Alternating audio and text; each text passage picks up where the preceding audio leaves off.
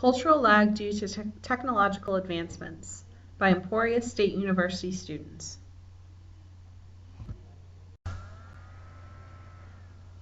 Today we'd like to discuss 4 main problems regarding the use of technology in classrooms today and the cultural lag that exists. The first issue we'd like to discuss is a cost problem, namely that schools do not have enough money to install technology or to use it appropriately. The second problem is that teachers often don't know how to use technology appropriately, meaning that there's a lack of research into technology and its use in the classroom. The third issue is a desire for educational systems to maintain the status quo. Lastly, there is uncertainty about the outcomes of using technology with students. These are the things we're going to discuss today during this PowerPoint. The first issue we're going to discuss is money. One of the largest issues regarding the adoption of technology into classrooms is finances. Everybody worries about money, but the issue is magnified when schools need to worry about purchasing hundreds or even thousands of machines and maintaining them so they can be used effectively. Many schools have limited amounts of funding, and there is an immense inequality between districts that may even exist in the same state.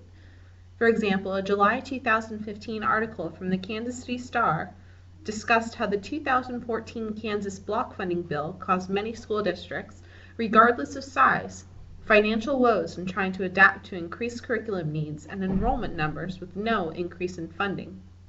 Without adequate funding, schools can struggle to keep up with the never-ending costs of maintenance, repairs, updates, and replacement.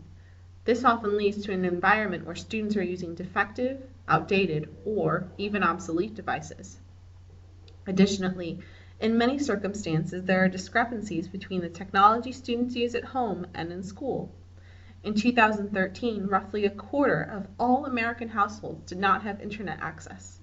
These students are put in a unique position of having a disconnected, rather than seamless, transition between home and school. Teachers could then find it difficult to assimilate technology into their curriculum, especially when their teaching requires outside technological access.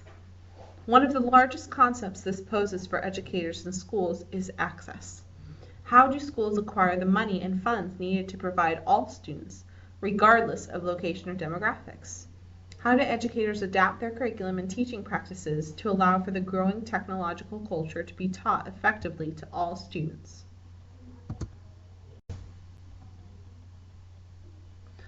Our next issue relates to teachers and technology. In order to bring new technology into the classroom and use it effectively, not only students but also teachers need to be familiar with it. The problem here is that not all teachers have grown up with technology, especially when they were students. Teachers' career length and their school's training opportunities have a big impact on effectiveness of technology in classrooms. It might take a long time to educate teachers, especially those who are not familiar with the newest forms of technology. For example, smartboards have been in classrooms for a couple of years now, but many teachers still do not know how to use them properly. One of the reasons why teachers are sometimes behind with new technology is that there are so many functions and applications to so many different devices.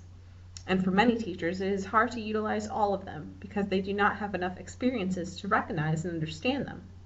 Therefore, even if schools have nice technology, it is difficult to use technology to its fullest potentials if teachers are not certain how to use it.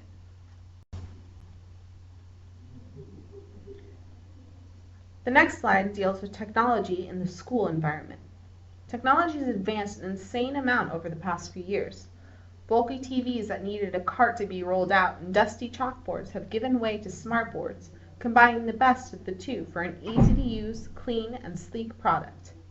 However, this rapid explosion of updated technology is not without its downfall. As previously noted, money is the biggest problem in the quest for the latest and greatest thing. For example, some districts may employ strict guidelines for academic technology in both usage and price that hinder both the teacher's abilities to create curriculum and students' abilities to access technology. Beyond the restrictions put on faculty, some teachers simply cannot keep up with the recent changes. Teachers both old and new, either because of fear of the unknown or refusal of new things, don't incorporate technology into their classes. Jumping from class to class, with one class seemingly in the future and the next living in the past, significantly stunts the flow of learning and can create a weakened learning environment. Technology is rapidly changing, and without the backing of both faculty and teaching staff, we will be a waste in this day and age in the classrooms across America. The next issue is the desire in school environments to maintain the status quo. Students from well-maintained schools would show a better performance than students who have used old technology in school when they go to college or even in workplaces.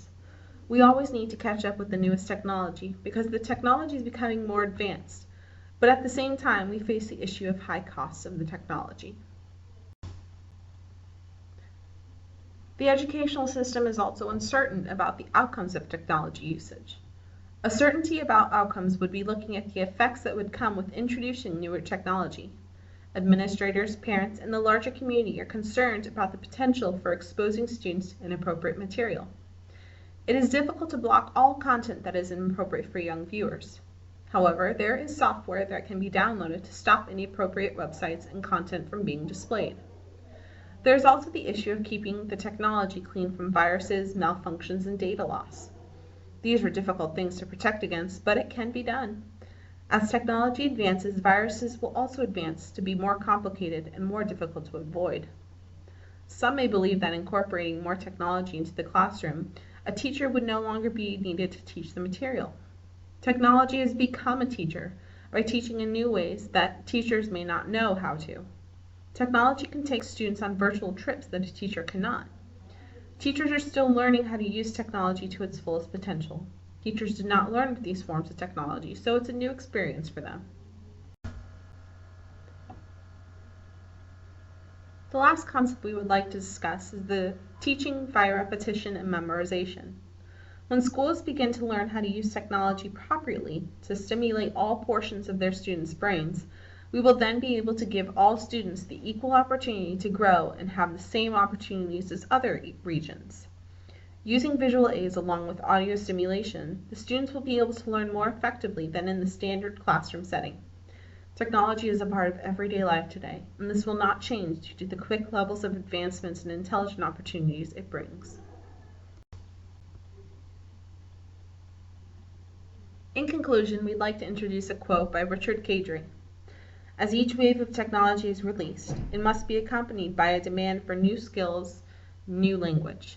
Consumers must constantly update their ways of thinking, always questioning their understanding of the world. Today we've introduced you to 4 main concepts regarding the cultural lag of technology in education. The first thing we discussed was money and finances. Second, we discussed teachers and technology in the school environment, regarding the lack of research into how to use technology in classrooms across the U.S. Next, we discussed the educational system's desire to maintain the status quo. And lastly, we discussed the uncertainty about outcomes of using technology in the school environment. These are the citations that we used for our project. Thank you for listening.